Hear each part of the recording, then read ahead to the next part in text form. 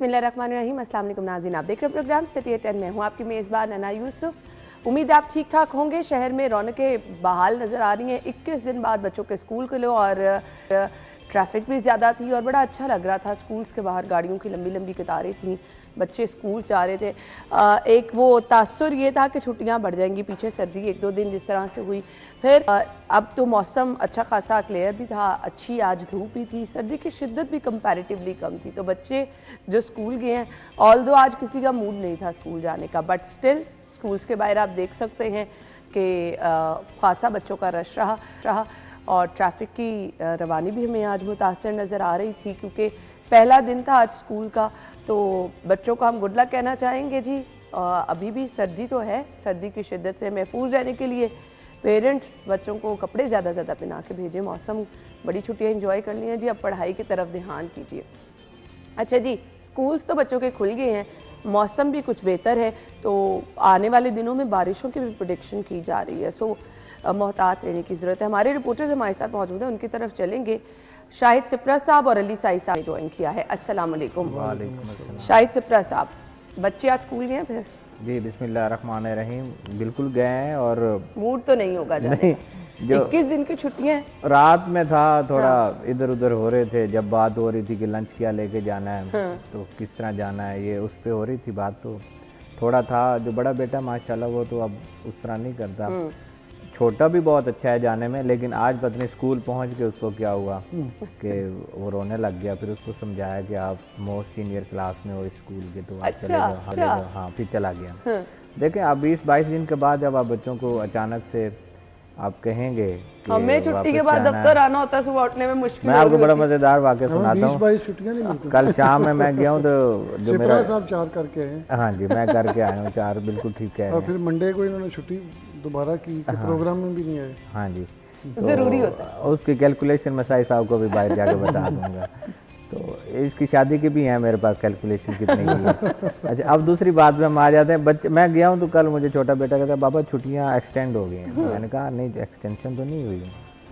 तो नहीं, वो दादों के फ़ोन में मैंने सुना है कि एक्सटेंशन हो गई थी। तो वो मैंने पूछा अम्मी से, मैंने कहा इसने क्या सुना, तो वो पिछले साल जब स्मोक का इशू था तो उस दौरान एक दफ़ा एक्सटेंशन हुई थी। जी बिल्कुल। तो वो सोशल मीडिया पे वही न्यूज़ दोबारा वायरल हो रही थी, तो उसकी बुनियाद मैंने कहा कोई नहीं, तैयारी करो, बस्ता तैयार करो, सुबह स्कूल जाए। बिल्कुल ऐसे ही बच्चों की उम्मीदें यही थी कि छुट्टियां जो है वो एक्सटेंशन उसको देखिए वेदर ठीक है। सबसे बड़ी बात थी मौसम। उस वक्त स्मोक का इशू था, सर्दी उस तरह नहीं थी जब छुट्टियां हुई थी। हम लोग यही कह रहे थे उस वक्त भी कि सर्दी उस तरह नहीं है जिस तरह, लेकिन आज अगर देखें कि सर्दी भी उस तरह नहीं है और स्मोक तो वैसे भी इंडेक्स आप बहुत नीचे आया हुआ है। अल्लाह का लाख लाख शुक्र अदा करना चाहिए कि इस मौसम में हमें स्मोक से निजात मिली हुई है।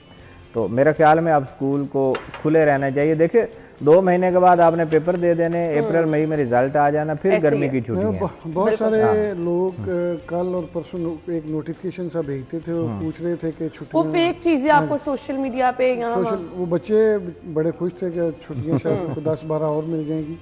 और लेकिन मौसम बड़ा अच्छा हो गया, अब तो ये स्कूल जाने वाला वेदर है। अच्छा, उस नोटिफिकेशन बनाने वाले पे भी आफरीन है, उसने लिखा हुआ था कि 19 तारीख को खुलेंगे, तो 19 को इतवार थी। हाँ जी बिल्कुल, वो नोटिफिकेशन खुद बता रहा था कि फेक है। ध्यान से पढ़ लें तो पता चल रहा है कि सोशल मीडिया पे ये चीजें ऐसे वायरल करी होती है। अली साई साहब, आपकी तरफ आना चाह रही हूँ जी। पहली खबर है राव दिलशाद हुसैन साहब की अपनी छत अपना घर प्रोग्राम 62 अरब रुपए की मंजूरी दी गई है। लोन जो है वो 15 से 20 लाख करने की तजवीज़ का जायजा लेने का हुक्म, मई तक 40,000 शहरियों को कर्ज देने का हदफ मुकर्रर किया गया है। बहुत अच्छा इकदाम है, अगर इसको खुश उसलूबी से शुरू किया जाए, अंजाम तक पहुंचाया जाए। बिस्मिल्लाहिर्रहमानिर्रहीम। ना ये देखें, इस तरह के इकदाम जो हैं वो होने चाहिए, और ये वज़ीर आला पंजाब का बड़ा अच्छा और अहसन इकदाम है। सियासी नारे नहीं होने चाहिए इसमें। अगर ये शफाफियत के साथ लोगों को 15 से 20 लाख की तजवीज़ दी गई है, इस पर फाइनलाइजेशन तो बाद में होगी। अभी वो इसमें खबर में मैं पढ़ रहा था कि 5,000 के करीब लोगों को लोन दिया भी जा चुका है। इतने बड़े पैमाने पर अगर आप लोगों को फैसिलिटेट करेंगे और ये ब्यूरोक्रेसी की फ़ाइलों से निकल जाए, अल्लाह करे, और ये इसका कोई पैटर्न ऐसा बन जाए कि लोगों को आसानी से चीज़ें मिल जाएं। अब ये जो ट्रैक्टर की स्कीम चली थी, उसमें भी जितने भी लोगों को, किसानों को कुरानंदाजी के ज़रिए 10,000 ट्रैक्टर मिले, और उसमें मेरा ख्याल है 10 लाख की इन्होंने सब्सिडी दी थी। तो ये बहुत बड़ा इकदाम है। उसमें आप देखें जो किसान थे वो बाहर से उनको जो ट्रैक्टर मिलता था उससे 10 लाख रुपए सस्ता मिले तो बहुत बड़ा एक रिलीफ है किसी भी एक किसान के लिए, ज़िम्मेदार के लिए। और ऐसे लोग शहरों में मैंने देखा है बहुत सारे लोगों के पास घर नहीं है, कुछ लोगों के पास प्लाट आ जाता है और प्लाट के ऊपर घर तमीर करने के लिए फिर वो कर्जे लेते हैं और उसके बाद उसका जो सूद है वो देते देते वो दुनिया से चले जाते हैं। तो ये 15 से 20 लाख का एक बहुत बड़ा रिलीफ है। मेरा ख्याल है 2 कमरे आप आसानी से बना सकते हैं और आपके घर की छत मिल सकती है। असल बात यह है कि अगर ये सारा कुछ जिस तरह वज़ीर-ए-आला कर रही हैं, जिस तरह वो चाह रही हैं, ये शफाफियत से आगे लोगों तक पहुंच जाए, उसमें बहुत सारे लोग ये भी कोशिश करेंगे कि अपने लोगों को मैनेज करके फैसिलिटेट करें। अब आपने देखा होगा कई दफ़ा ऐसे इश्यूज सामने आए और ये ख़बरें भी आप हाईलाइट करती रही होंगी कि कई जो हैं वो फेक और डमी मुलाजम बनाए होते थे सैकड़ों की तादाद में और उनको तनख्वाहें जाती थी और जब वो 2-4 साल बाद ये चीज़ें हाईलाइट होती थी तो ये बड़ी आपको अफसोस होता था कि एक काम आप नेक नीति से कर रहे हैं और इसमें जो ब्यूरोक्रेसी है वो इस तरह काम कर रही है। तो अगर तो ये सारा प्रोसेस शफाफियत से चलेगा तो ये गरीबों के लिए बहुत बड़ा रिलीफ है। अमीर आदमी को तो 15-20 लाख से कोई फ़र्क नहीं पड़ता, हो सकता है वो 15-20 लाख का एक कारपेट ही अपने ड्राइंग रूम में बिछाया हो, लेकिन गरीब के लिए ये बहुत बड़ी अमाउंट है और उसको इतने पैसे इकट्ठे करते अपनी सारी ज़िंदगी गुजर जाती है। तो ये वज़ीर-ए-आला साहबा का बहुत अच्छा इक़दाम है, इस पर अप्रीशिएट। अच्छा, थोड़ा सा इस चीज़ को आसान लोगों के लिए आप भी एग्री करेंगे, कौन कौन लोग इसके मुस्तहिक हैं और किस तरह से अप्लाई कर सकते हैं और लोन लेने का तरीक़ेकार क्या है, इसको थोड़ा एक्सप्लेन कर देना चाहिए ताकि आसानी भी हो जाए। देखिए, जब ये आया था प्रोजेक्ट उस वक्त यही कहा गया था कि जिसके पास अपनी ज़मीन है, हाँ, सिर्फ वो इसके लिए एलिजिबल वो होगा। इसके लिए है, और होना भी यही चाहिए। देखें, घर का जो आपने प्रोजेक्ट का नाम रखा है अपनी छत, छत तो उस सूरत में बनेगी कि आपके पास ज़मीन होगी। और बहुत सारे लोग इससे मुस्तफ़ीद कौन होंगे?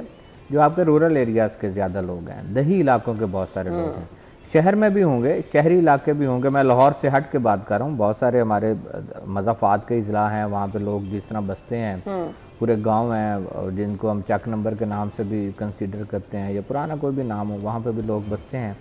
ज़मीन मौजूद होती है लेकिन घर बनाने के लिए जिस तरह साहिब साहब खुद जिक्र कर रहे हैं कि 15 से 20 लाख रुपए नहीं होता। आप ईंट की कीमत आज देख लें, सीमेंट की कीमत देख लें, मजदूरी का सारी चीज़ें देख लें, ये सीवरेज और सेंट्री और ये सारी चीज़ें मिला के अगर 2 कमरे आप बना कर 4 दीवारी करके बैठ जाते हैं इज्जत के साथ, तो इसका क्रेडिट तो हमें गवर्नमेंट ऑफ पंजाब को देना चाहिए। 15 से 20 लाख में हो जाएगा? हो जाएगा। अच्छा। 2 कमरे बनाना बड़ा इजी है जिसके पास ज़मीन मौजूद है। ये ठीक है। हाँ, ये वो लग्जरी घर नहीं बनने हैं।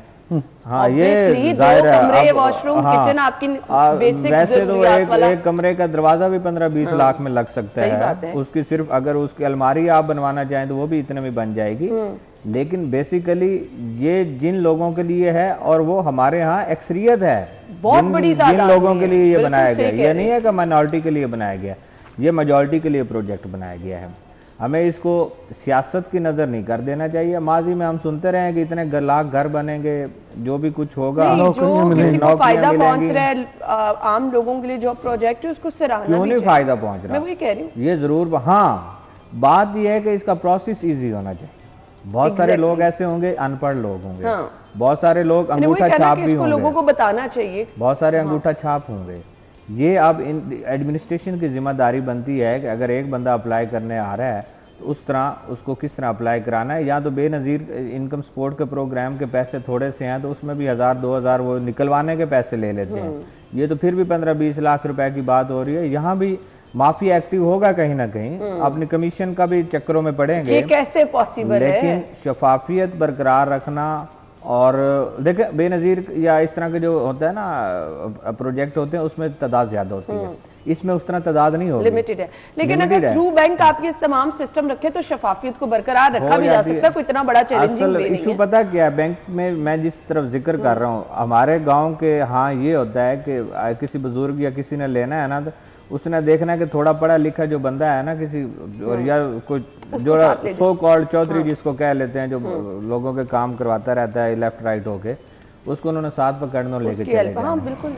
और वो जो साथ जा रहा है ना उसका टाइम बड़ा कीमती है, अच्छा, हाँ जी, वो बहुत कीमती टाइम ये होता मुझे है, नहीं पता था। तो उसका पे करना पड़ता है नहीं और उसमें ये होता है काफी सारे लोगों को फैसिलिटेट करना होता है। फैसिलिटेट करना पड़ता है। ये नहीं है कि यानी एक ये बंदा उसकी है, जॉब बन जाती है। हाँ, नहीं मैंने उसकी 100 कॉर्ड का लफ्ज उसकी इस्तेमाल लाइन किया। मिली ठीक होती है अगले हाँ। अफसरान के साथ। तो वो जाते हैं, वो सारी चीज़ें होती है। इसलिए 15 लाख से 20 लाख पे जा रहे हैं। जब 20 लाख पे चले जाएंगे तो फिर मेरे ख्याल में ये 3-4 मल्ले की बुनियाद पे रख के 4 दीवारी कर लेना, 2 कमरे बना लेना, ये बड़ा इजी हो जाएगा और इस प्रोजेक्ट को सराहना चाहिए। देखिए, हम रोज़ाना तनकीद का निशाना बनाते हैं। नहीं जी, फलों हम क्यों सब्जियों पे, तनकीद करेंगे? जो अच्छी कीमतों पे चीज है आवाम की बेहतरी की रोज़ाना है। बैठ के कल एक और मैंने वीडियो देखी है, ये परसों की खबर है, शायद मुझे कंफर्म नहीं है, शादियों का था को धी रानी प्रोजेक्ट जी के नाम बिल्कुल, से। बहुत जबरदस्त प्रोजेक्ट मैं है। कहता हूँ कि हमेशा प्राइवेट ऑर्गेनाइजेशन को मैंने देखा, मिनाजुल कुरान बड़े लेवल पे करता था, उसके अलावा कभी किसी को नहीं देखा था।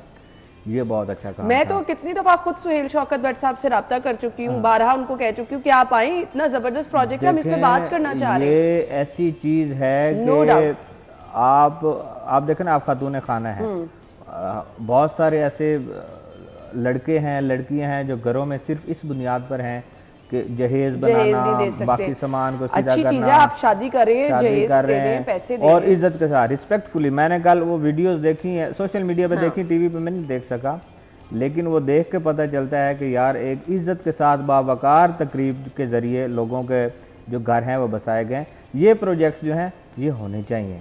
ये आप देखें, आप सियासत को बुग्ज की बुनियाद पर करेंगे ना, फिर आपको हर चीज जो है उसी आंख से देखकर फिर वो कुछ भी फिर अच्छा आप नहीं नजर उसमें से आएगा। कहीं से भी वो तनकीद वाला पहलू इसलिए निकाल इस लेते बुग्ज हैं। से निकलना चाहिए, जो अच्छे काम है उसको अच्छा सराहना जी, चाहिए, बिल्कुल। जहाँ आप बुरे हैं देखें कोई भी criticize करें गवर्नमेंट उनको। है, ये पब्लिक तो उनकी है ना। जब भी कोई वज़ीर आला बनता है, जब भी कोई हमारा चीफ एग्जीक्यूटिव बनता है, तो ये जितनी भी पंजाब की आवाम है वो उसकी मोहताज है। वो जितने भी स्टेप्स ले रहा है तो वो पब्लिक के लिए ले रहा Basically है। आवाम के लिए। अगर तो आप नेक नीति से करते हैं तो आइंदा भी आप जब इलेक्शन में खड़े होते हैं तो लोग आपको वोट दे रहे होते हैं, सपोर्ट कर रहे होते हैं। लेकिन अगर सिर्फ ये तख्तियों की हद तक, फाइलों की हद तक प्रोजेक्ट्स होंगे तो उसका कोई फ़ायदा नहीं। साहिब साहब, हम तो ये कहते हैं कि तख्तियां भी आप लगा लें, अपना नाम भी हर जगह लिख लेंगे, लेकिन जिस तरह लोगों को फायदा हो रहा है, ये फायदा होता रहना चाहिए। देखिए, एक रमज़ान पैकेज जो पिछला था उसमें मरियम नवाज साहबा ने बड़ी दिलचस्पी ली थी, उसमें चीज़ें लोगों तक पहुंचाई गई थी। अगर इसी तरह हर प्रोजेक्ट में वज़ीर आला इसी तरह दिलचस्पी लेती रहीं तो ये बड़े अफसरान जो मर्ज़ी कर लें, जब आप सूबे का चीफ एग्जीक्यूटिव कह रहा हो कि ये काम करना है तो वो काम हो जाता है।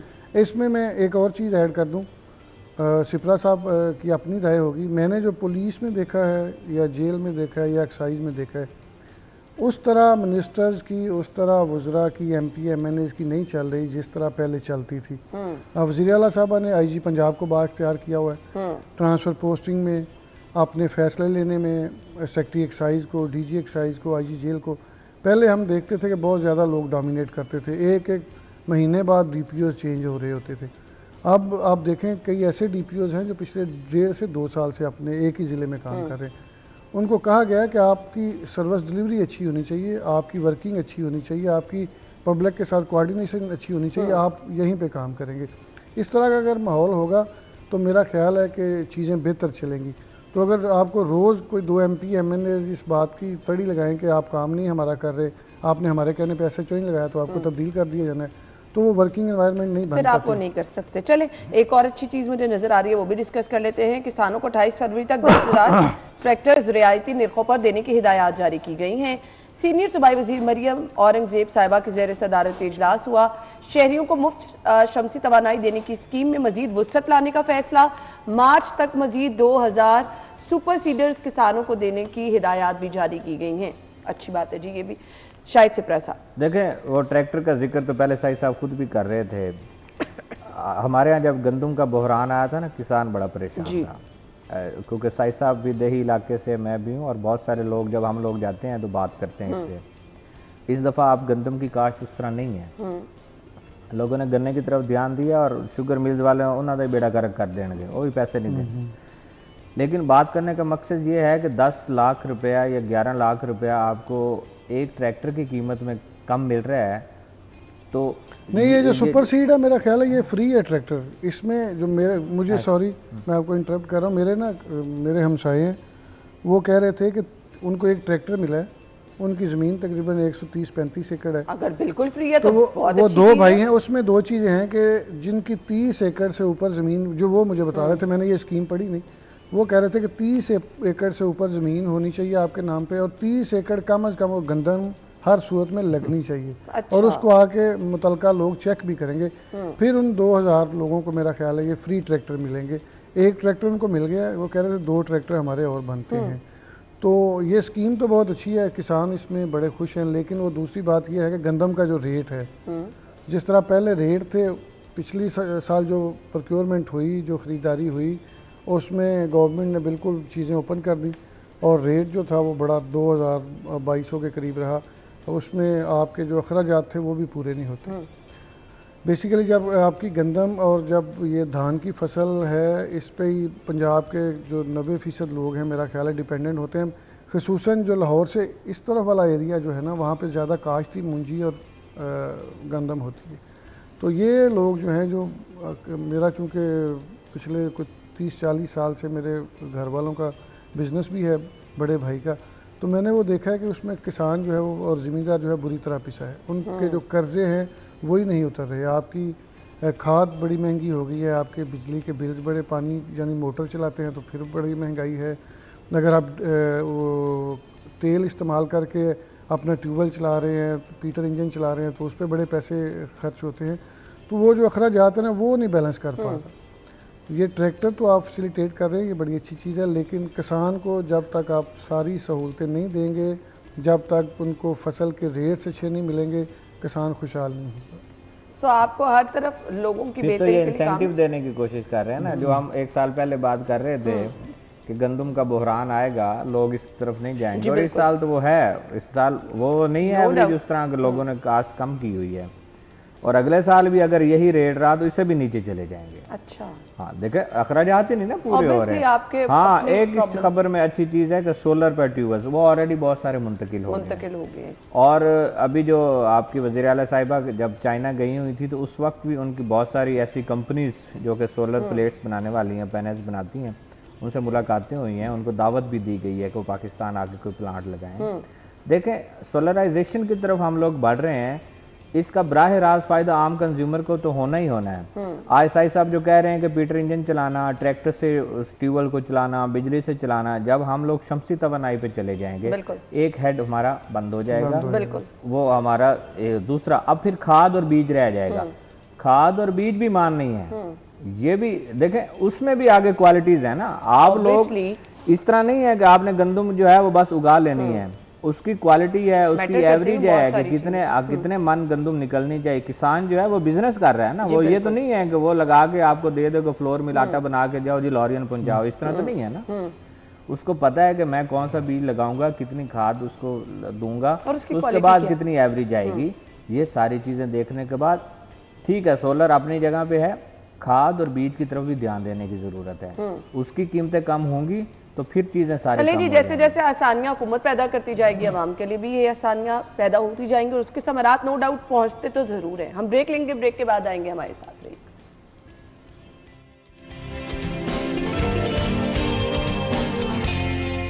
Welcome back once again. और सभी को इंतजार है, क्रिकेट शायकीन तो बहुत ज़्यादा बेसब्री से इंतज़ार कर रहे हैं। और चेयरमैन पीसीबी साहब ये कहते हैं कि चैंपियंस ट्रॉफी को यादगार इवेंट बनाएंगे, इसके लिए भरपूर तैयारियां चल रही हैं। अगर हम कज़ाफ़ी स्टेडियम लाहौर की बात करें तो वहाँ पर चैंपियंस ट्रॉफी को लेकर जो भी तामीराती काम किया जा रहा था उसको भी भरपूर तरीके से और बहुत जल्दी मुकम्मल किया जा रहा है। इसके साथ साथ ये जो मनाजिर आप देख रहे हैं, ये आईसीसी के वक्त ने कज़ाफ़ी स्टेडियम का दौरा किया है, चैंपियंस ट्रॉफी की तैयारियों के हवाले से जायज़ा लिया है। अली साई साहब। अना, सबसे पहले तो ये बहुत बड़ा चैलेंज था जिस तरह प्रेशर में लाया गया पीसीबी को, फिर मोहसिन नकवी साहब ने जिस तरह ये सारे चैलेंजेस को फेस किया। साई साहब अब तो उससे बाहर निकल आए हैं और बहुत अब तो मैं जबरदस्त। हाँ, ठहरो तो सही, बात तो तमहीद के साथ, ये तो आप बात सही कह रहे हैं, यादगार इवेंट बनना है तो उसके पीछे जो काविश है उसको भी डिस्कस करना है ना जी। मोहसिन साहब ने इसमें बड़ी मेहनत की है। और उसके बाद जब ये कज़ाफ़ी स्टेडियम को अपग्रेड करने की बात की गई तो लोग कहते थे कि ये बड़ा थोड़ा टाइम है, इसमें कज़ाफ़ी स्टेडियम नहीं बनेगा। अब देखें, अब आईसीसी की टीम विजिट कर रही है। जब भी यहाँ पे चूँकि एक बहुत बड़ा सान्या हुआ था जब श्रीलंकन टीम पे अटैक हुआ था, उसके बाद जब रिवाइवल हुआ तो उसके बाद बहुत सारे चैलेंजेस पाकिस्तान क्रिकेट बोर्ड को फेस करना पड़े, और उसमें सिर्फ क्रिकेट बोर्ड को नहीं, पाकिस्तान की पूरी गवर्नमेंट इन्वॉल्व होती थी जब भी किसी टीम को बुलाना होता था। और आपको भी याद है वहाँ पे जाके इस तरह कवर करते थे, इस तरह ईद का इवेंट सेलिब्रेट नहीं होता था जिस तरह जब कोई मैच होता था उसको हम सेलिब्रेट करते थे। तो अब जो जितने भी कोई इवेंट होता है उससे पहले आईसीसी की जो टीम्स हैं, वो उसमें सिक्योरिटी टीम्स हैं, दीगर टीम्स हैं, वो सारी विजिट्स करती हैं। अब आप देखेंगे कि आने वाले 2-4 दिनों में आपको होम सेक्रेटरी से मिलते हुए, आईजी से मिलते हुए, आपके सेफ सिटी के सारे वो रूट्स भी देखेंगे, किस तरह सर्वेलेंस होती है स्टेडियम की, वो सारी चीज़ों को देखा जाएगा।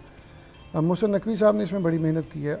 देखेंगे बहुत बड़ा इवेंट है और पाकिस्तान में अरसा दराज बाद इतना बड़ा इवेंट जो है वो मुनक़द होने जा रहा है। तो 22 फरवरी को पहला मैच है और मैच भी बहुत बड़ा है लाहौर में, इंग्लैंड और ऑस्ट्रेलिया का। अभी हम वो ब्रेक में देख रहे थे कि ऑस्ट्रेलिया की टीम को मैं और सिप्रा साहब देख रहे थे, बहुत अच्छी टीम है। लेकिन चूंकि यहाँ पे एशियन जो पिचेज़ हैं वो ज़्यादा स्पिनर को साजगार होती हैं, फास्ट बॉलर उस तरह उससे फ़ायदा नहीं हासिल कर पाते। चूँकि इंग्लैंड में हो, साउथ अफ्रीका में हो, ऑस्ट्रेलिया में अब मैच देखते हैं तो बाउंसी विकेट्स होती हैं। जो हमारे बैटर होते हैं वो ज़्यादातर चूँकि रूटीन की हमारी ये पिचेज़ हैं तो उसमें उस तरह हुक और पुल पे उनका इतनी ज़्यादा अबूर नहीं होता जिस तरह गोरों को जो होता है। तो पहला मैच ही बहुत बड़ा मैच है और लाहौर का वो जो मैच होगा बहुत बड़ा इवेंट होगा। आप देखिएगा, चाहे इंग्लैंड और ऑस्ट्रेलिया है, सारी दुनिया वो मैच देखने पहुँचेगी। तो स्टेडियम को भी अपग्रेड कर दिया गया है, बहुत अच्छा बना दिया गया है, इंतज़ामात भी बहुत अच्छे हैं। और मैं उस दिन देख रहा था वज़ीर आला पंजाब की जानब से एपेक्स कमेटी का इजलास बुलाया गया था जिसमें सिक्योरिटी को देखा गया है और उसमें रेंजर्स भी होगी, पाक फ़ौज भी होगी, पुलिस जो है वो फ्रंट लाइन पे होगी क्योंकि पुलिस ने ही सारे अरेंजमेंट्स करने होते हैं। उसमें फ़िज़ाई सर्विलेंस भी होगी, हर तरह की, या कैमरे भी एक्स्ट्रा लगाए जाएंगे। नहीं, ये बहुत अहम मामला है। जहाँ बाकी तैयारियां की जा रही हैं तो ये तो सबसे प्राइम वो तैयारियां ना जिसको इंश्योर किया जाता है। नो डाउट इसमें बहुत ज़बरदस्त तरीके से काम हो रहा है। और एक और भी चीज़ है कि लोग अभी चैम्पियंस ट्रॉफी 22 को पहला लाहौर में मैच है और हमें पासिस के लिए अभी लोग कहना शुरू हो गए हैं। वो ना कि आप रिक्वेस्ट कर दें, वो मैं रिक्वेस्ट कर दूं कि चूंकि अब सारी टिकट्स ऑनलाइन बिकनी है, अब पिछले जो इवेंट हुआ था उसमें भी कोई पासिस नहीं थे, तो बराए मेहरबानी आप खरीदें टिकट्स और टिकट्स खरीद कर मैच देखने के लिए। और शायकीन बड़े जिंदा दिल है इस मामले में। अच्छा, यहाँ पे ये लिखा है शायकीन मैच के साथ साथ लेजर लाइट शो से भी जो है वो मुस्तफिद हो सकेंगे। क्या खूबसूरत नज़ारा होगा फिर शायद से प्रसाद। देखें वो तो मज़ा आएगा ना। इस तरह साई साहब ने अब सारी बात कर दिया, मेरी बनती तो नहीं है उसके बाद लेकिन चले मैं कर देता हूँ। साई साहब को क्रिकेट का शौक भी बड़ा है लेकिन मुझे उस तरह नहीं है। लेकिन इस तरह की इंटरनेशनल क्रिकेट इतना बड़ा इवेंट हो तो मेरे ख्याल से वो लोग जो कम देखते हैं उसी तरफ आ रहा हूँ कि इंटरनेशनल क्रिकेट का वापस आना, यहाँ पे टीमों का। एक वक्त आपको याद है कि जब क्रिकेट बहाल हो रही थी तो जब ट्रैफिक बंद होती थी तो हम लोग भी तनकीद करते थे क्योंकि हमें भी मसला होता था जाते हुए। 1-2 घंटे 1.5 घंटा पहले स्कूल्स को बंद किया जाता था, उस पर भी क्रिटिसिज्म किया जाता था। लेकिन आज जाके वो चीज़ें समझ आती हैं कि उस वक्त ये हालात क्यों बनाए जाते थे, इतना बड़ी प्लानिंग और ये सारी चीज़ें लेकर क्यों चला जाता था। देखें स्टेडियम आज आईसीसी का वफद देख गया है। सबसे बड़ा इशू जो मैं हमेशा कहता हूँ सिक्योरिटी है। बिल्कुल, और आपके तमाम जो बोर्ड्स हैं क्रिकेट के उनको भी यही है कि पाकिस्तान में जाना है तो सिक्योरिटी क्या मिलेगी। उसके लिए सिक्योरिटी इकदामात मेरे ख्याल में हम लोगों से ज़्यादा कभी भी किसी ने नहीं सिक्योरिटी की। बिल्कुल। फिर शायकीन क्रिकेट जिस तरह जोश जज्बे के साथ जाते हैं ये भी सबको पता है कि कहाँ कहाँ पार्किंग बनती है, फिर पैदल जाना बच्चों के साथ, फैमिली के साथ लोग पैदल करते हैं ना।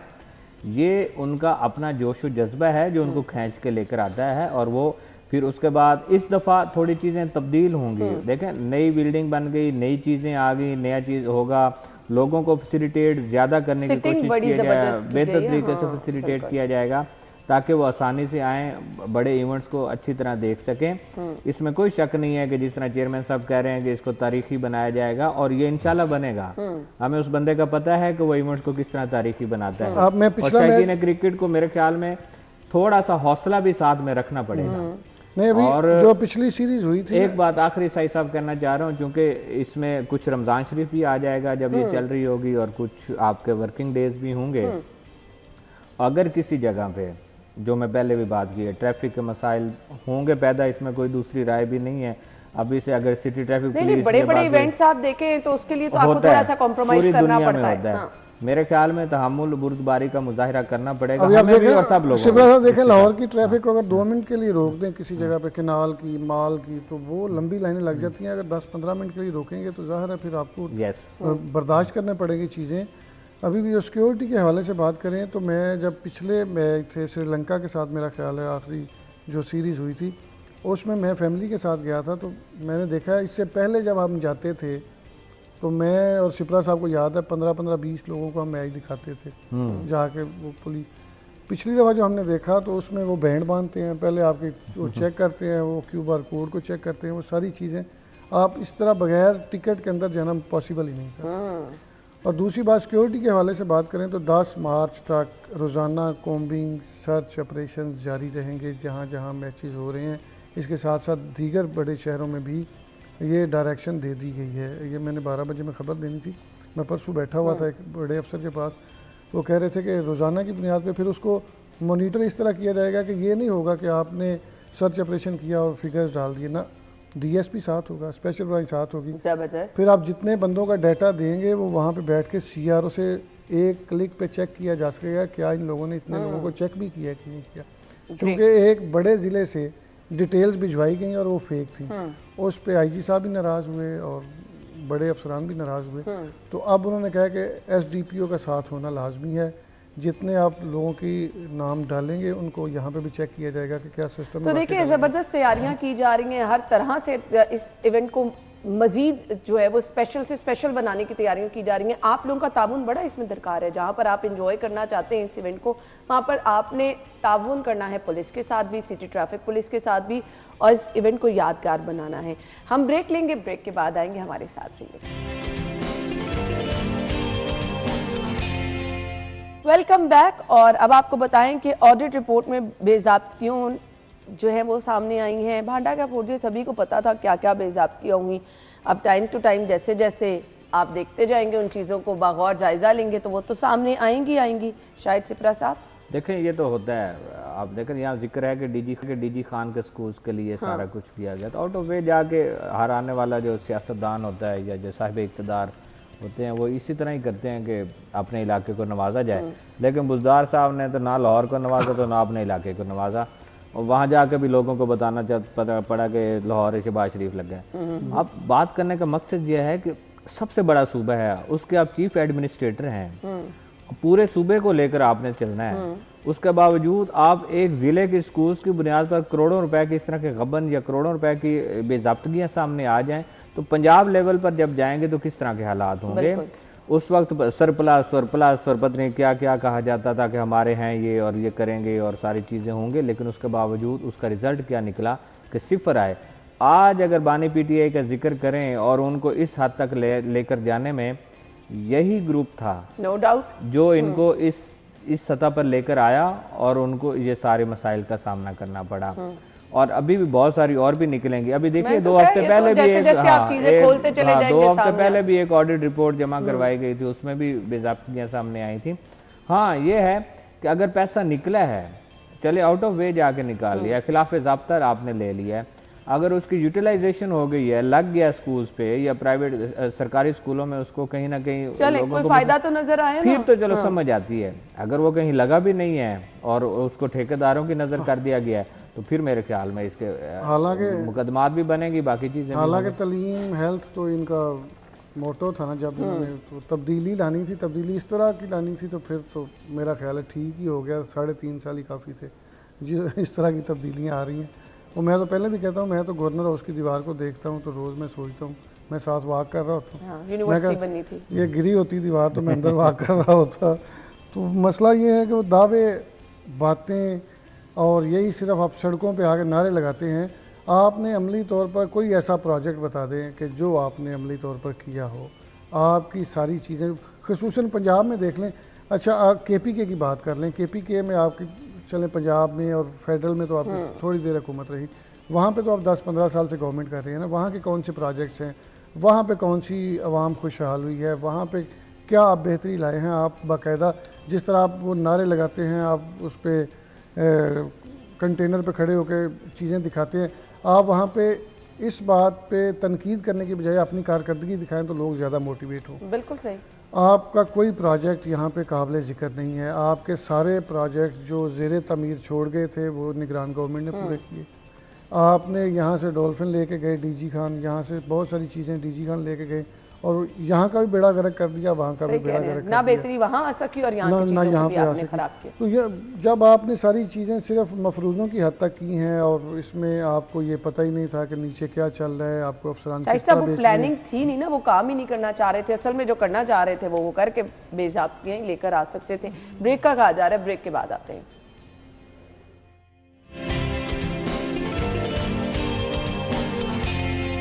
खुशामदीद। अफसरान के लिए 3 अरब मालियत की 1010 गाड़ियाँ खरीदी जाएंगी। FBI ने टैक्स चोरी के खिलाफ नफाज कोशिशों को तक़वियत देने का ये बड़ा फैसला किया है।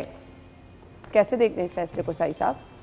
टैक्स चोरी को रोकने के लिए तो बड़ा अच्छा इकदाम है कि उनको गाड़ियाँ दे दी जाएँ। उसमें नेविगेशन सिस्टम भी है, उस पर लोगो भी लगा होगा, तो क्या इनका मिसयूज़ नहीं होगा, ये चलें दूसरी बात है। टैक्स कल्चर को आम तो करें, एक अलहदा सी, अभी तक स्टिल लोगों पे खौफ है। टैक्स कल्चर को आम करें और टैक्स चोरी, टैक्स नेट में बेसिकली बड़े बड़े लोग ही आते हैं। हम तो बराह रास्त या वो टैक्स दे ही रहे होते हैं। आप टॉफी भी खरीदते हैं तो उस पर भी टैक्स देते हैं, यानी हमें फर्क नहीं पड़ता। वो जो बड़े बड़े लोग बिजनेसमैन हैं, इतना बड़ा बिजनेस करें, साथ पूरी फर्म्स, लॉ फर्म्स हायर की होती हैं, फिर वो खुद इन्वॉल्व होते हैं चीज़ों में। मेरे वो रास्ते भी बता रहे होते हैं। मेरे एक दोस्त हैं, वो बड़े अफसर हैं FBI में, अब वो यहाँ पे नहीं है। उनकी ज़ुबानी एक कहानियाँ बड़ी मज़ेदार वो सुनाते थे कि एक बड़ी यहाँ पे कंपनी थी, उसका उन्होंने ऑडिट करना था, उसका टैक्स को सारे को चेक करना था। तो कहते हैं कि पहले मुझे पैसों की ऑफर्स करवाई गई, फिर दूसरी तरह मुझे ब्लैकमेल करने की कोशिश की गई, फिर मुझे बड़ी गाड़ी की ऑफ़र दी गई। कहते हैं जब मैं किसी सूरत में इस बातों में नहीं आया तो फिर मेरा उस कंपनी से उन्होंने नाम चेंज कर दिया और उन्होंने हटा दिया और उस यानी उस दफ्तर से तबादला करवा किसी दूसरे ऑफिस में भिजवा दिया गया। तो जब इस तरह के लोग इन्फ्लुएंस करते हैं, फिर आप कैसे कहते हैं कि टैक्स चोरी रोकी जाएगी? टैक्स चोरी करते ही वो लोग हैं जो टैक्स चोरी की यहाँ पे पॉलिसीज देते हैं। जो सारे आप वो रास्ते कौन बताते हैं? वो रास्ते कौन बताते हैं? वो सारा कुछ करते ही वो हैं। यहाँ पे देखें, ना सिपरा साहब को टैक्स का मसला है, ना मुझे मसला है। मेरी तो तनख्वाह से टैक्स कट के आता है, फिर मैं जो चीज़ खरीदता हूँ उस पर टैक्स देता हूँ। मैं खाना खाता हूँ, उसके बिल के साथ वो 16% काट देते हैं, मैं वहाँ पर भी टैक्स चोरी नहीं कर सकता। तो हमने टैक्स चोरी कौन सी करनी है? जो टैक्स चोरी करते हैं वही पॉलिसी मेकर हैं, वही इम्प्लीमेंट करवाने वाले हैं। जो अफसरान के लिए 3 अरब मालियत की 1010 गाड़ियाँ खरीदी जाएंगी, इससे क्या होगा शायद से प्रसाद? अगले मजे करेंगे, बस बच्चे स्कूल जाएंगे, ठंडियां गड्डियां जे, सही बात है, सर्दियां तत्ती गड्डी होएगी, और की करेंगे? ये कुछ होगा और क्या होना है?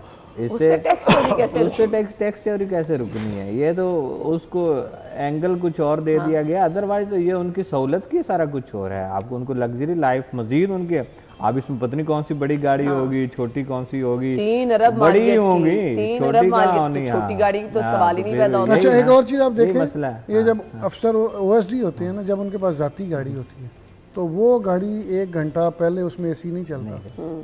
जब अफसर सीट पे होता है और उसका गाड़ियाँ लगती हैं और पता लगता है कि साहब की छुट्टी का टाइम होता है, आप उसको, हम चूँकि सिपरा साहब भी फिरते रहते हैं, मैं भी दफ्तरों में फिरता रहता हूँ, मुझे इस बात पे इंतहाई अफसोस होता है कि 20-25 मिनट पहले ही वो गाड़ी इतनी चिल होती है कि सर्दियों वाला माहौल होता है, और आप उनके दफ्तर चले जाएँ, उनके 9 बजे फर्ज करें टाइमिंग है, साहब ने 10 बजे आना है, तो 8:30 का AC लगा होगा और उस कमरे में दाखिल होंगे तो ऐसे लगेगा जैसे मुर्दा खाने में आ गए हैं। इतनी ठंडक होती है, इतनी कूलिंग होती है। तो जब आप अपनी गाड़ी को इस तरह इस्तेमाल नहीं करते तो सरकारी नहीं, हमें इस चीज़ से कोई लेना देना नहीं। इंजॉय करें, ठंडी गाड़ियों को भी इंजॉय करें, ठंडे दफ्तरों को भी करें, जो काम है वो कर लें। जिस तरह से हम देख रहे हैं कि इतने बड़े लोग जो कि जिनको लेकर आना चाहिए टैक्स नेट में, वो उनको आप ही उनके सहूलतकार बने और हम लोग बेचारे टैक्स देते चले जा रहे हैं। तो फिर आप इंजॉय करने आए हैं, करते चले जाएं, हम क्या कह सकते हैं। बहुत बहुत शुक्रिया आप लोगों के वक्त के लिए। ब्रेक और हेडलाइंस के बाद आते हैं।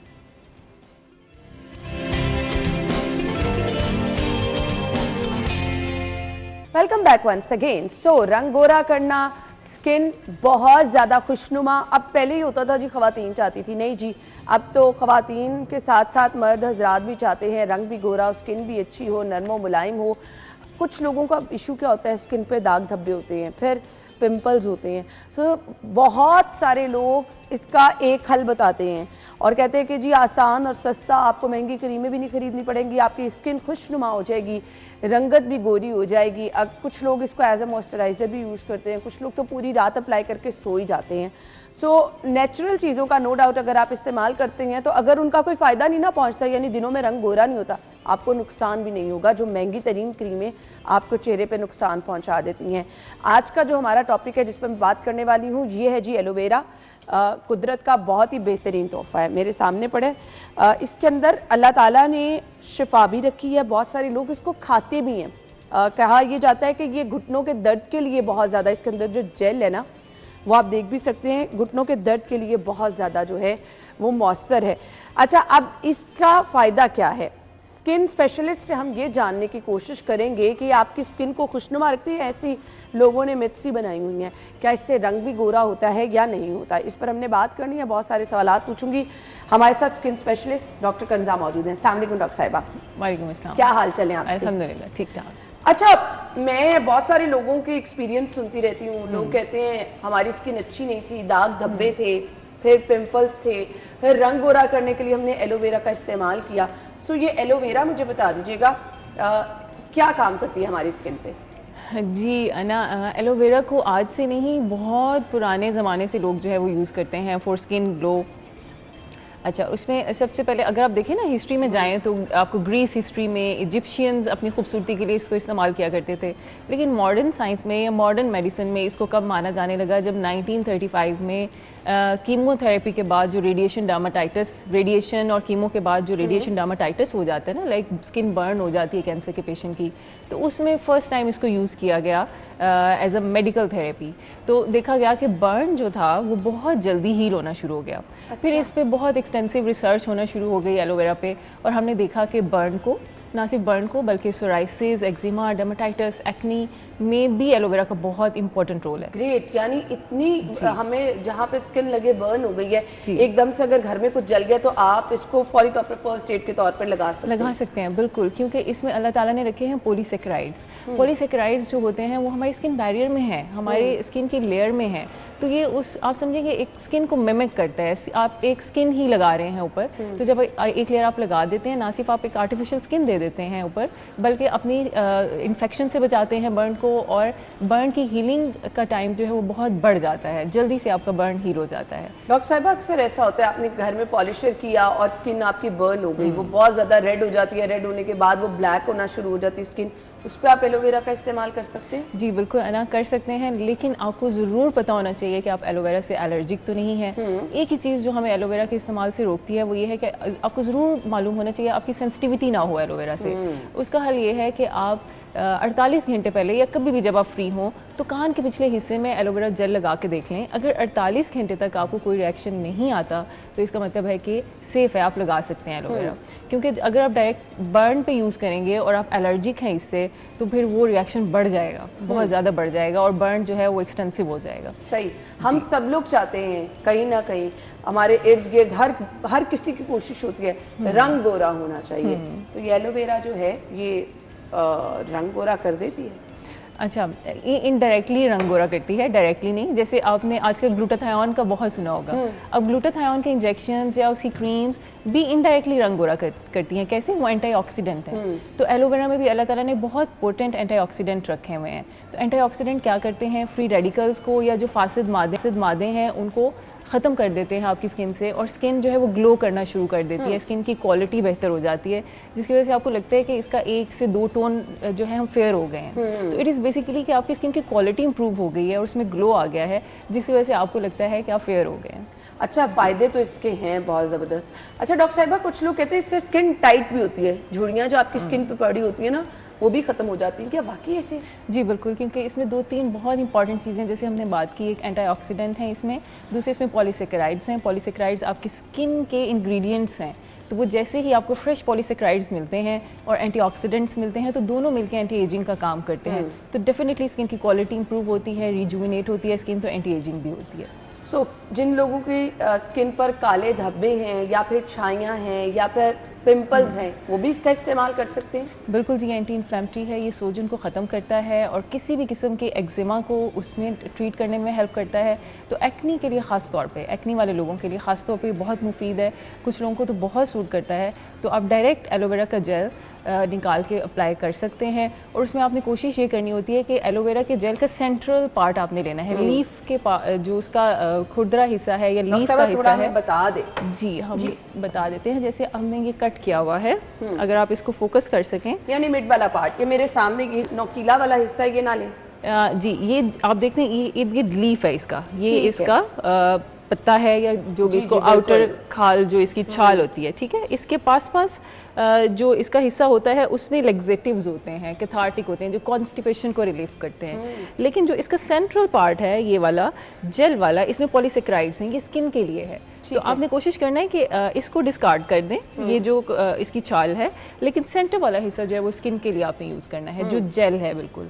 क्योंकि जो साइड पे लीफ के पास जो सारी चीज़ है वो अल्लाह ताला ने उसमें कुछ और खसूसियात हैं जो कि कॉन्स्टिपेशन को रिलीफ करने के लिए या दूसरी चीज़ों के लिए है। अच्छा, आप कॉन्स्टिपेशन का 2 दफ़ा जिक्र कर चुकी हैं, तो उसके लिए क्या इसको खाना होता है? मैंने सुना लोग खाते भी हैं। जी बिल्कुल, आप इसको इसबगोल हस के साथ मिक्स करके और पानी में मिक्स करके इसका इस्तेमाल कर सकते हैं। ये बड़ा अच्छा लेग्जेटिव है, ये नेचुरल लेग्जेटिव है, जिससे कोई कॉम्प्लिकेशंस भी नहीं होंगी और कोई नुकसान भी नहीं होंगे। चलिए जी, ग्रेट। डॉक्टर साहिबा, लोग क्या करते हैं, इसको लगाने का तरीका मैं चाहूँगी कि हम यहाँ पर ब्रेक के बाद जब आएंगे तो डॉक्टर साहिबा बताएंगे भी लोग पूरा दिन लगा के रखते हैं, ओवरनाइट लगाकर सो जाते हैं कि इसका रिजल्ट बहुत अच्छा आएगा, क्या वाकई ऐसा होता है?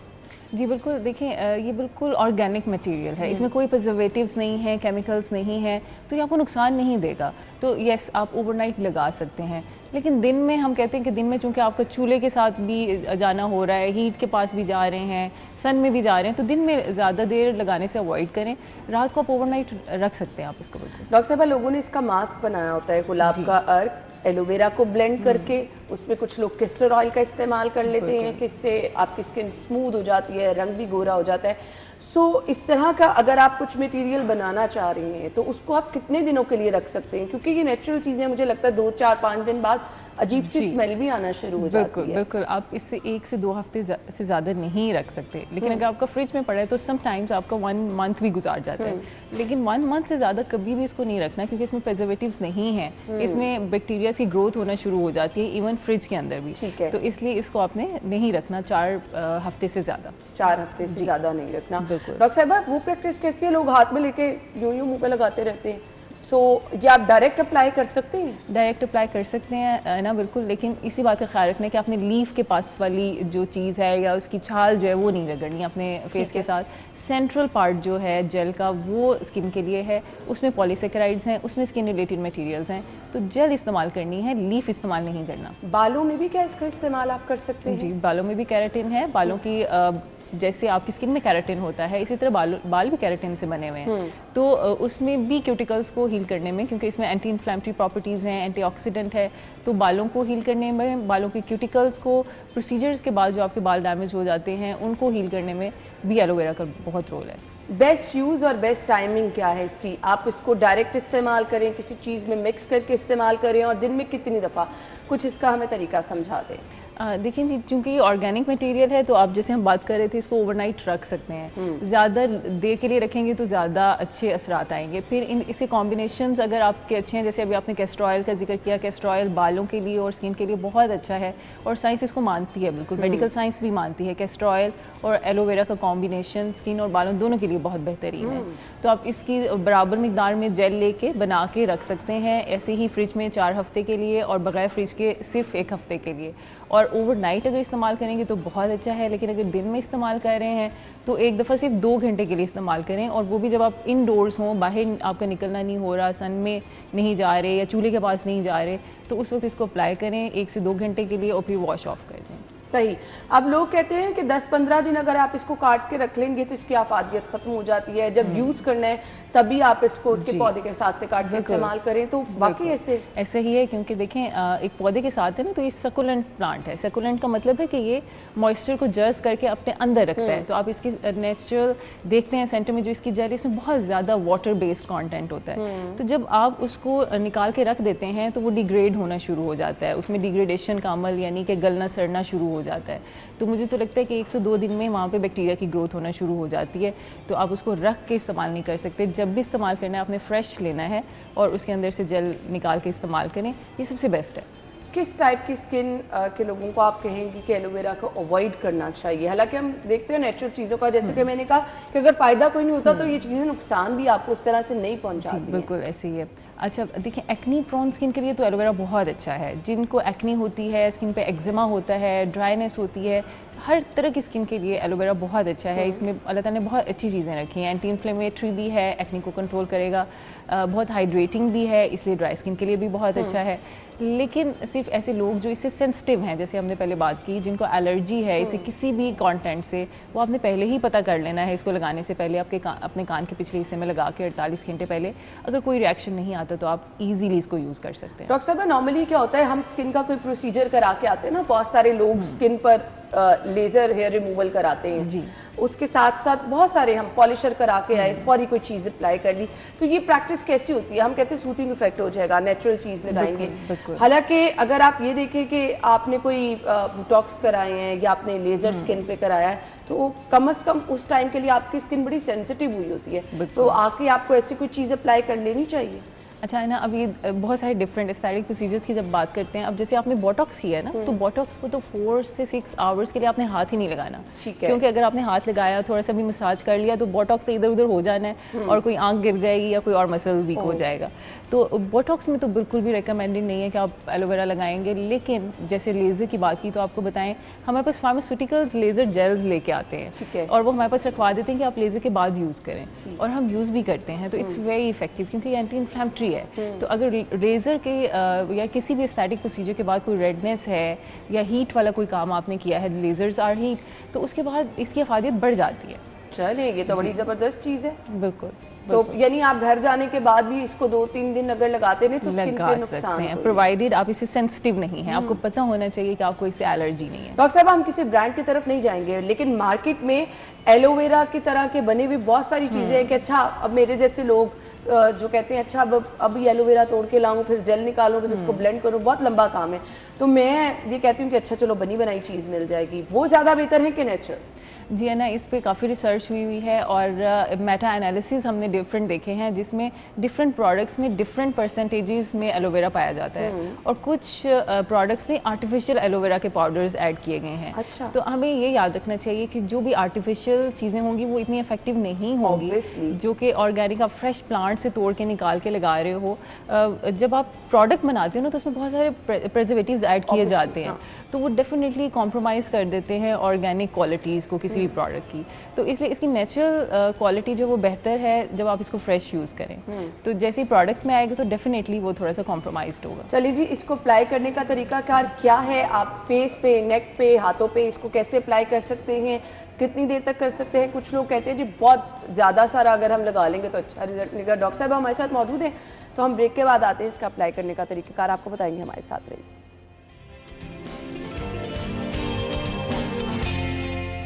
Welcome back once again. और एक बहुत अहम चीज़ तो मैं भूल ही गई, मेरे जैसे लोग जिन्होंने हर रोज़ मेकअप करना होता है, तो क्या इसको एज अ मेकअप रिमूवर भी इस्तेमाल कर सकते हैं? क्योंकि मैंने 2-3 लोगों को अपने ही सामने ये प्रैक्टिस करते हुए देखा है। बट वो ये होता था कि आप नेचुरल वाली एलोवेरा नहीं लेकर आए, उन्होंने जो पैकिंग में एलोवेरा मिलती हैं डिफरेंट ब्रांड्स की, वो रखी होती हैं, और उसको कॉटन से मेकअप रिमूव करने के लिए वो डॉक्टर साहब से पूछेंगे।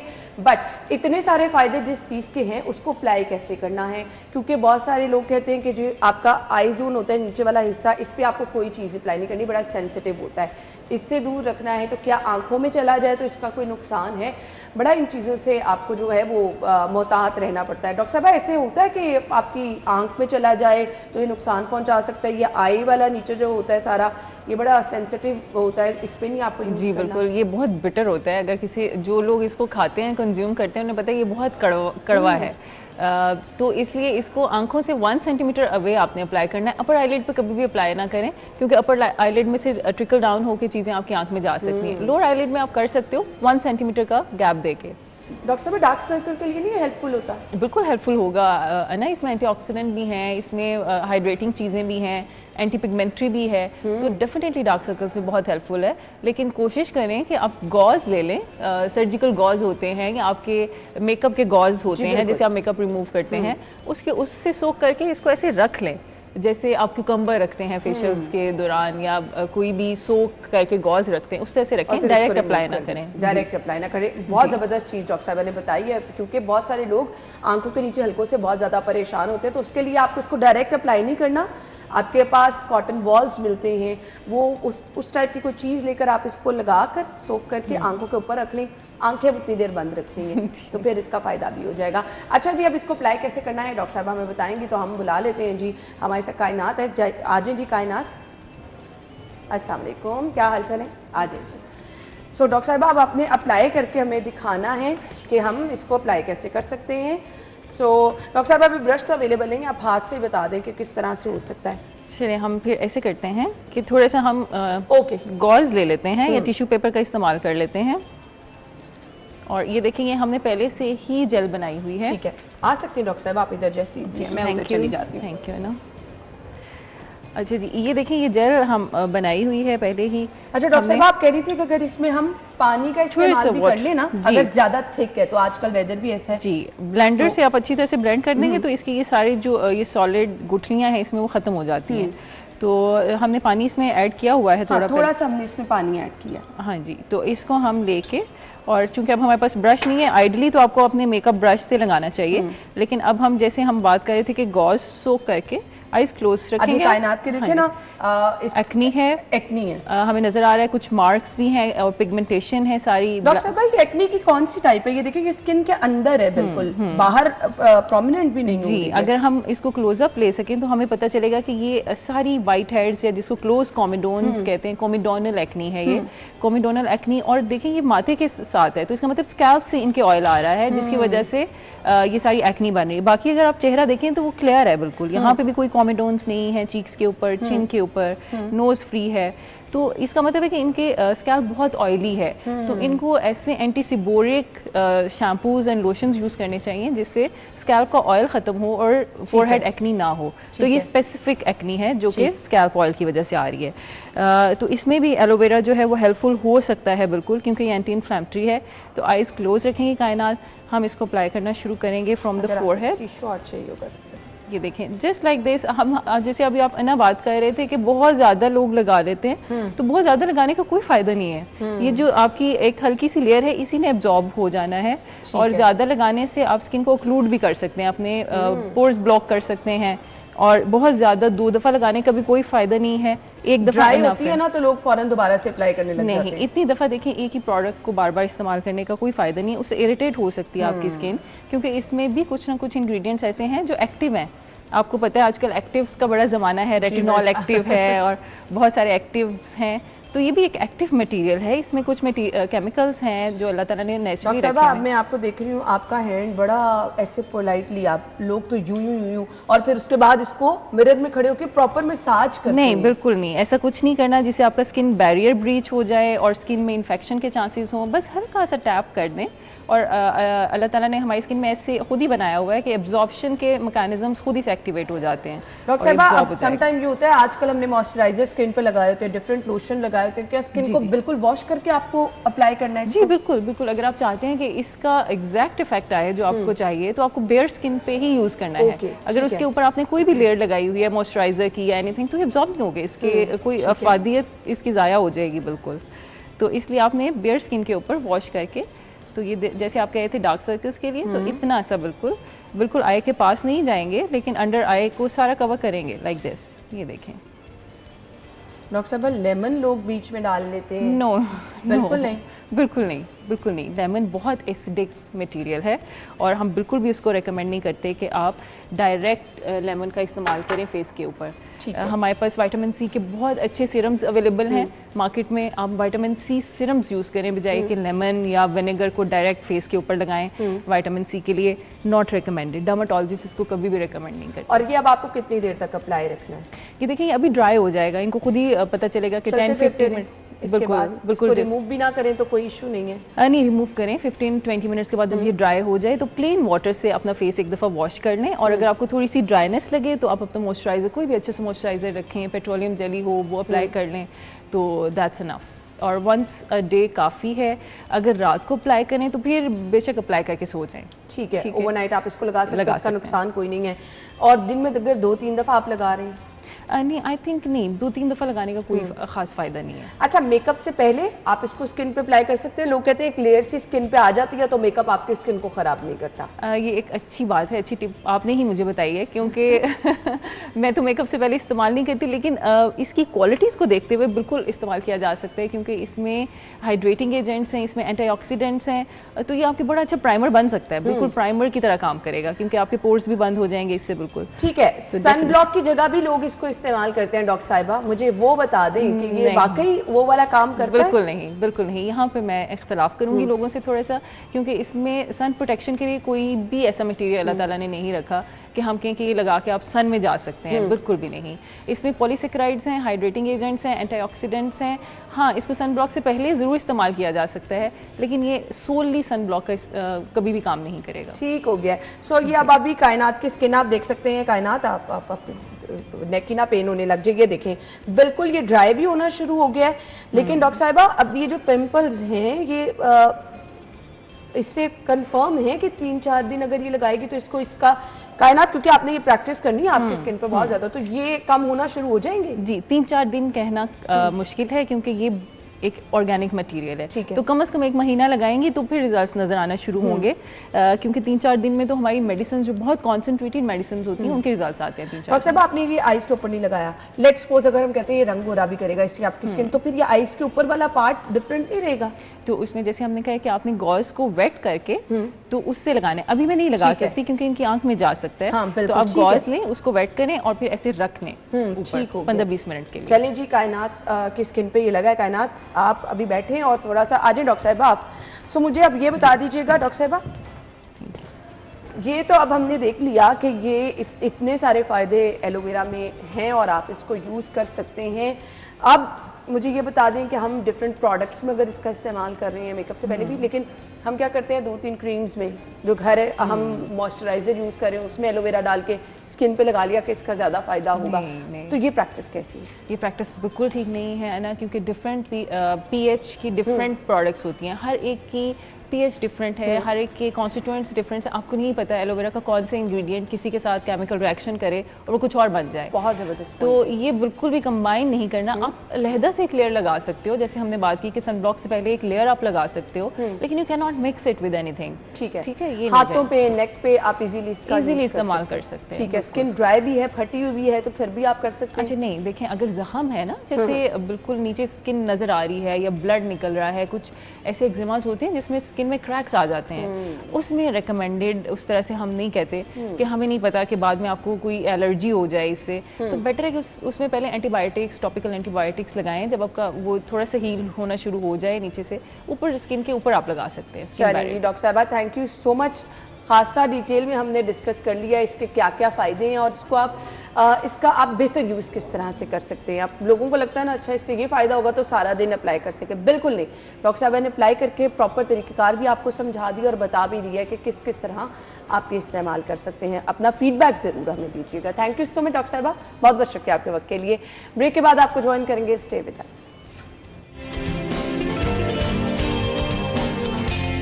Welcome back once again. So जिनकी बर्थडे है उनको हम विश करने जा रहे हैं जी। आज सालगिरह है यासिर की, कदीर जट, मलिक फरीद, मलिक शराफत, मोहम्मद इब्राहिम की सालगिरह है, शामिर इमरान, हाफिज खिजर, राना सैफ अहमद, इस्माइल करीम और उसके बाद हुरैन फातिमा और नूर फातिमा। आप सब लोगों को सालगिरह की मुबारकबाद। Wish you a very happy birthday all of you.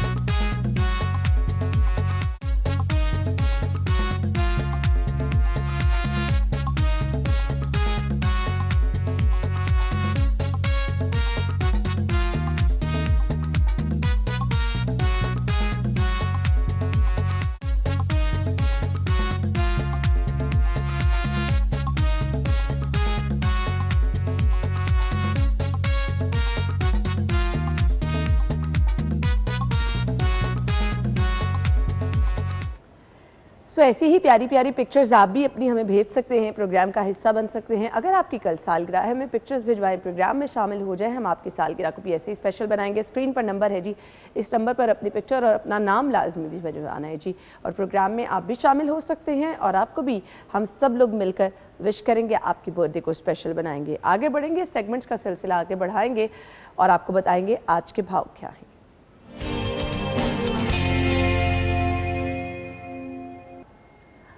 So rates बताने का मकसद क्या होता है कि आप अगर जा रहे हैं सब्जी खरीदने, तो जाने से पहले आपको पता हो कि मार्केट में कौन कौन सी 1-2 रुपए का फ़र्क होता है, समटाइम 4-5 रुपए का फ़र्क भी होता है, और अगर आप पोश इलाके में रहते हैं तो 10-15 रुपए का फ़र्क भी हो सकता है। तो आज की रेट लिस्ट के लिए हम चलेंगे, फातिमा हमारी रिपोर्टर बाहर मौजूद हैं ओपन मार्केट में। Over to you. जी बिल्कुल है ना, इस वक्त मैं सब्ज़ी मंडी में मौजूद हूँ और सरकारी नखनामे में जहाँ पे सब्जियों की कीमतों में उतार चढ़ाव का सिलसिला जारी रहता है, वहाँ पे मनमानी कीमतों में गिरा फरोश भी फ़रोख्त करते हैं दुगनी कीमत लगाकर, और सरकारी नखनामे के बरक्स फ़रोख्त का सिलसिला भी जारी रहता है। आज भी वो सिलसिला जारी है।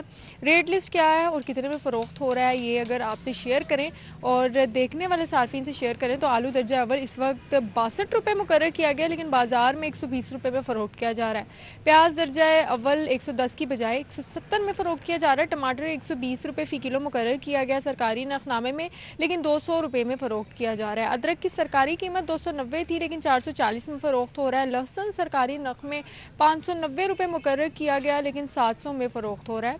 मटर सरकारी नख में 105 रुपये फ़ी किलो था, लेकिन ओपन मार्केट में 350 में फ़रोख्त किया जा रहा है। शिमला मिर्च सरकारी नखनामे में 190 रुपये फ़ी किलो मुकर्रर किया गया है, लेकिन उसकी बजाय ओपन मार्केट में हमें हर दुकान में अलग अलग इसकी कीमतें दिख रही हैं। 310 350 तक रुपए में फ़रोख्त किया जा रहा है। बैंगन की सरकारी कीमत की अगर हम बात करें तो 47 रुपये तक सस्ता हो गया, लेकिन मार्केट में ये 100 रुपये तक और 90 से 100 रुपये तक फ़रोख्त किया जा रहा है। घिया कद्दू 95 रुपये की बजाय 190 में फ़रोख्त किया जा रहा है, जबकि सब्ज़ मिर्च हर सब्ज़ी में इस्तेमाल होने वाला, सलाद में इस्तेमाल होने वाला जो ये सब्ज़ी है, ये भी 160 की बजाय 220 में फ़रोख्त किया जा रहा है, जिस पर शहरियों के खासे शिकवे हैं कि चाहे मसाला जात के तौर पे इस्तेमाल करने वाली सब्जियां हो या दूसरी सब्जियां हो, दोनों के दाम ही आसमान से बातें कर रहे हैं, जिस पर 2 वक्त की रोटी ही उनकी बर्दाश्त करना मुश्किल तरीन होता चला जा रहा है। इंतज़ामिया इस पर जल्द अज जल्द एक्शन ले, यहाँ पर रेट लिस्ट ख़ास तौर पर अवेज़ा करे, ताकि रेट लिस्ट पर अमल करते हुए दुकानदार मनमानी कीमतों पर फ़रोख्त ना करें, बल्कि सरकारी दाम पर फ़रोख्त करने पर। ठीक है, थैंक यू सो मच जी, आपने हमें रेट बता दिए, लेकिन लोग हमेशा से ये कहते हैं कि जी सरकारी रेट पर अमल करा दें, सब्जियां अच्छी कीमत पर अगर मिल जाएं, यानी जो सरकारी रेट है, तो उनके लिए ये बहुत आसान हो जाएगा। होता ही है कि अच्छी सब्जी अगर आपको ख़रीदनी होती है तो वो बहुत ज़्यादा महंगी होती है, आपके कम से कम सरकारी रेट लिस्ट से उस पर डिफरेंस होता है, जिस पर लोग हमेशा परेशान रहते हैं। अच्छा जी, इसके साथ ही हमें आपसे इजाज़त चाहिए, लेकिन अपने फीडबैक से हमें ज़रूर जो है वो बताते रहें कि एक्चुअली हमें आपके फीडबैक से पता चलता है कि आप किन चीज़ों को पसंद करें, उसके अकॉर्डिंग हम अपने प्रोग्राम को डिज़ाइन कर लेते हैं। सेकेंडली, डॉक्टर कंजा ने जो चीज़ें बताई आप उसको ज़रूर फॉलो कीजिए अगर आप अच्छे रिजल्ट चाहते हैं। अगर आपकी कल बर्थडे है तो हमें पिक्चर्स भिजवाएं, प्रोग्राम में शामिल हो जाए। अपना ख्याल रखिएगा, इजाज़त दीजिए, अल्लाह हाफ़िज़।